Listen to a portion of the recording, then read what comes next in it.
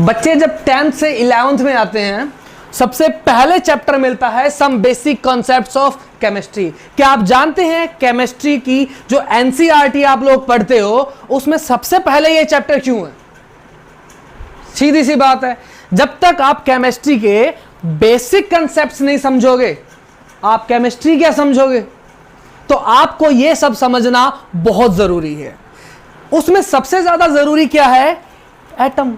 अब बहुत सारे बच्चे कहेंगे सर हमें तो पता है एटम क्या है, सर हमें तो पता है मॉलिक्यूल क्या है, सर हमने 9th में पढ़ा था मोल कंसेप्ट। बच्चों आपने वो पढ़ा था, आपने डेफिनेशन याद की थी, लेकिन जब आप 11th क्लास के क्वेश्चन सॉल्व करोगे तब आपसे जब नंबर ऑफ मॉलिक्यूल्स पूछे जाएंगे आप एटम निकाल के बता दोगे, जब एटम पूछे जाएंगे आप मॉलिक्यूल्स बता दोगे।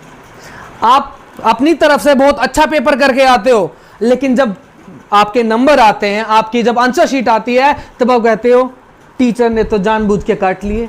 नहीं बेटा, कोई टीचर जानबूझ के नहीं काटता। दिक्कत कहां है? आप लोग इस चीज को समझ नहीं रहे हो। चलो आज आपकी इस प्रॉब्लम को मैं सोल्व करता हूं। बेटा जब तक आप ये नहीं जानोगे एटम क्या है, देखो हम केमिस्ट्री में पढ़ने क्या जा रहे हैं, हम केमिस्ट्री में पढ़ने जा रहे हैं कि यही कि हमारे आसपास जो चीजें हो रही हैं उनका छोटे से छोटे लेवल पे किस तरह से एक दूसरे से क्या कनेक्शन है, क्या हो रहा है, कौन सी चीज मिल रही है, कौन सी चीज निकल रही है, उसको समझना। तो छोटी से छोटी चीजें जो होती हैं उनमें यही चीजें तो आती है, एटम एंड मॉलिक्यूल। ठीक है, और जब तक आप ये नहीं समझोगे, उस एटम को रियल लाइफ में आप फील नहीं करोगे, महसूस नहीं करोगे, आप हमेशा रटते रह जाओगे, आप इस चीज को कभी समझ ही नहीं पाओगे। तो चलो मैं आपको समझाने की अपनी कोशिश करता हूं और मेरा प्रॉमिस है आप कभी जिंदगी में भूलेंगे नहीं। तो बच्चों देखो, जैसे कि मैंने बताया कि ये जो चौक है ये किसी ना किसी छोटे आपने देख सकते हो छोटे दाने हैं, इनसे बना है ना। ये दाना भी बहुत छोटी चीजों से मिलकर बना होगा। ऐसी एक बहुत छोटी चीज आएगी जिसके बाद हम उसको और छोटी चीजों में एक यूनिकनेस नहीं देखेंगे। तो एक यूनिक चीज जिसके बाद कोई यूनिकनेस ना हो। अब आपको शायद समझ में नहीं आ रहा होगा कि ये मैं क्या यूनिकनेस की बात कर रहा हूं, तो आप ये समझ लीजिए एक बहुत ही छोटा, बल्कि कहें सबसे छोटा, जब भी तो इसका हिंदी में नाम है परम अणु, सबसे छोटा अणु परमाणु, और इंग्लिश में हम कहते हैं एटम।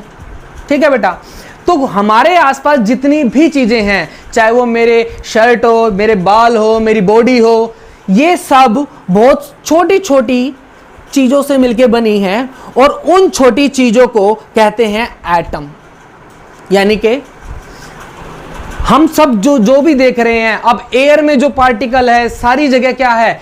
एटम। जो भी हम आसपास मैटर देख रहे हैं तो उसकी छोटी से छोटी चीज को एक नाम दे दिया, क्या कहा गया? वो छोटी चीज एटम कहलाएगी। दिखने में कैसी होती है? एक बहुत ही छोटी बॉल, बहुत ही ज्यादा छोटी बॉल, इतनी छोटी बॉल कि आप उसको नॉर्मली क्या माइक्रोस्कोप से भी नहीं देख पाओगे, वो बहुत ही ज्यादा छोटी होती है। बॉल कैसी? एक स्फेयर जैसी होती है। हाँ, तो मैं एक छोटा सा रफ डायग्राम इसका आपका बना देता हूं।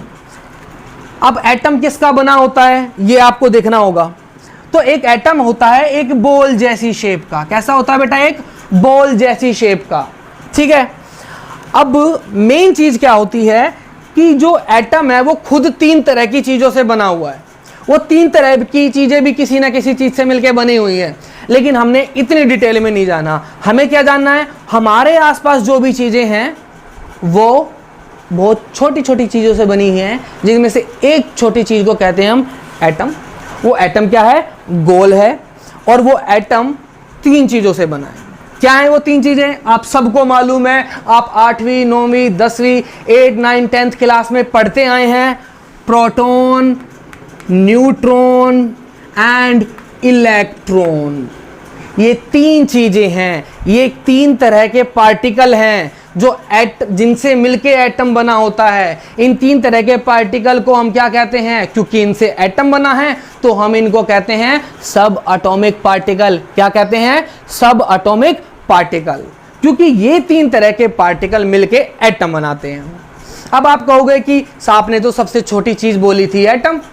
बेटा मैंने साथ में बोला था यूनिक। एक इलेक्ट्रॉन दूसरे इलेक्ट्रॉन से कभी डिफर नहीं हो सकता। एक प्रोटॉन दूसरे प्रोटॉन से डिफरेंट नहीं हो सकता।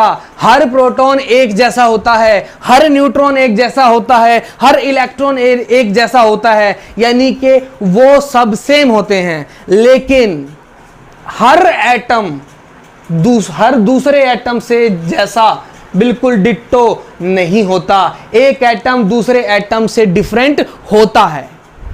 कैसे होता है? क्योंकि हर एटम बना है प्रोटॉन, न्यूट्रॉन और इलेक्ट्रॉन से।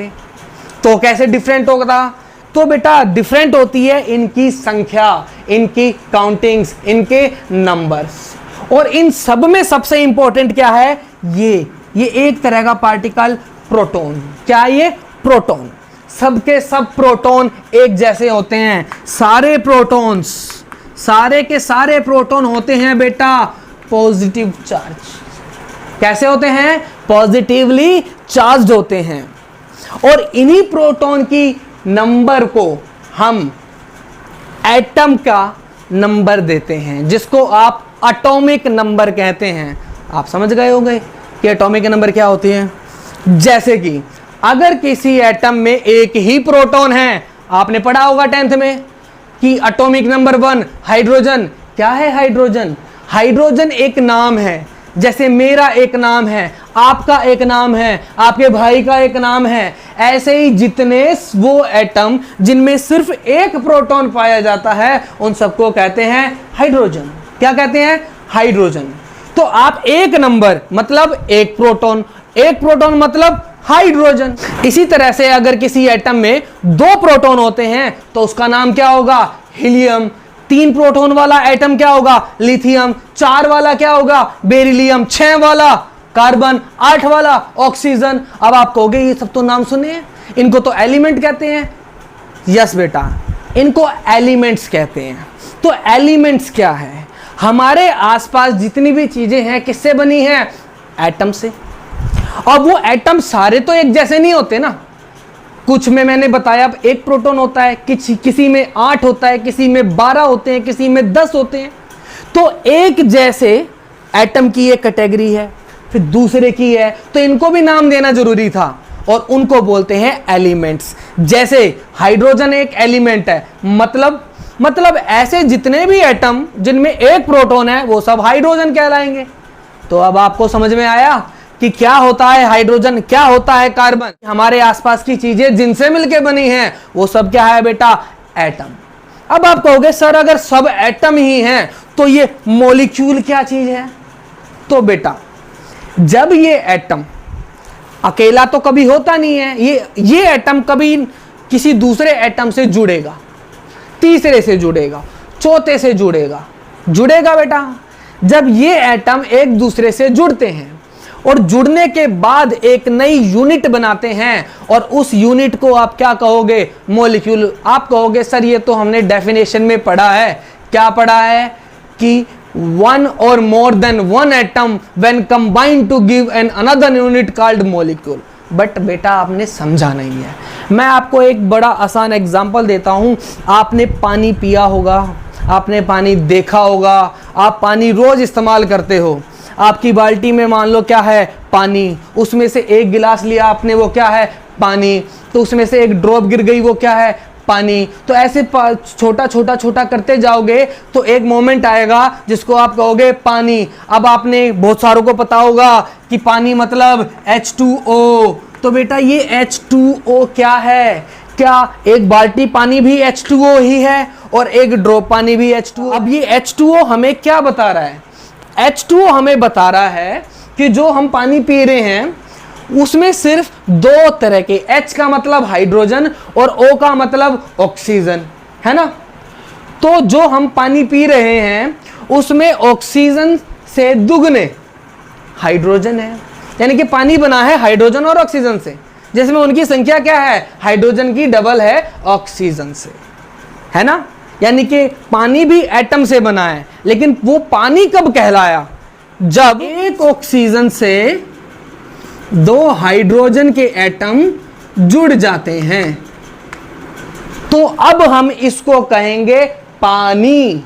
ऐसे ऐसे पानी, बहुत सारे ऐसे ऐसे लिंक, तीन एटम के जोड़े बहुत सारे होंगे, इन्हीं जोड़ों को बेटा क्या कहते हैं? मॉलिक्यूल। इन्हीं जोड़ों को बेटा क्या कहते हैं? मॉलिक्यूल। अब हमारे हवा में आपने सुना होगा ऑक्सीजन है, क्या ऑक्सीजन का एटम घूम रहा है? नहीं, हमारी हवा में जो ऑक्सीजन घूम रही है उसमें दो एटम, दोनों के न्यूक्लियस में 8 प्रोटॉन, 8 प्रोटॉन का मतलब ऑक्सीजन। तो ऑक्सीजन ऑक्सीजन जुड़े हुए हैं और वो हवा में बहुत सारे ऐसे ऐसे बहुत सारे अलग अलग इंडिविजुअली हवा में घूम रहे हैं। अब हवा में घूम रहे हैं तो हम उस इंडिविजुअल जिसमें एक एटम नहीं है, एक से ज्यादा एटम है ना, उस यूनिट को क्या कहेंगे बेटा? मॉलिक्यूल। चाहे वो दोनों सेम हो, चाहे ये डिफरेंट हो। आपने कार्बन डाइऑक्साइड का बहुत सुना होगा कि कार्बन डाइऑक्साइड का लेवल ज्यादा होता है तो ग्लोबल वार्मिंग होती है। तो ये कार्बन डाइऑक्साइड क्या है? जिसमें एक कार्बन के एटम से दो ऑक्सीजन के एटम जुड़े हुए हैं और ऐसे ऐसे हजारों एटम ऐसे जुड़े हुए, तो इस जुड़ी हुई चीज को बेटा क्या कहेंगे? मॉलिक्यूल। यानी कि हमारी हवा में जो कार्बन डाइऑक्साइड है वो क्या है? वो तो तीन एटम का एक गुच्छा है। ऐसे ऐसे हजारों गुच्छे हवा में फ्लोट कर रहे हैं। वो आपको दिखाई क्यों नहीं देते? क्योंकि मैंने बताया एटम बहुत छोटे होते हैं। तीन एटम कैसे आपको दिखाई देंगे? आपको दिखाई देने के लिए कम से कम इनकी संख्या अरबों में होगी, तब जाके आपको एक दाना दिखाई देगा। आर्गन के, हीलियम के एटम घूम रहे हैं, जबकि ऑक्सीजन के, कार्बन डाइऑक्साइड के एंड और क्या होती है हवा में? नाइट्रोजन के क्या होते हैं बेटा? मॉलिक्यूल होते हैं। आई होप आपको एटम और मॉलिक्यूल के बीच में डिफरेंस अच्छे से समझ में आया हो। बेटा इसी तरह से हजारों हमारे आसपास चीजें हैं जो कोई मॉलिक्यूलर फॉर्म में और बहुत कम एटॉमिक फॉर्म में पाई जाती है। अब इसके बहुत सारे एग्जाम्पल आप मुझे लाके देंगे। अब अगली क्लास में मिलते हैं और आगे हम इसी टॉपिक को थोड़ा सा आगे बढ़ाएंगे और इन्हीं टॉपिक का इस्तेमाल देखो यहां पे मोल कंसेप्ट में होगा। बेटा अच्छे अच्छे के पसीने छूट जाते हैं इस मोल कंसेप्ट में, तो जरूर ध्यान दे, इस चीज को दोबारा अपने दिमाग में सोचें। अब मिलते हैं अगले वीडियो में।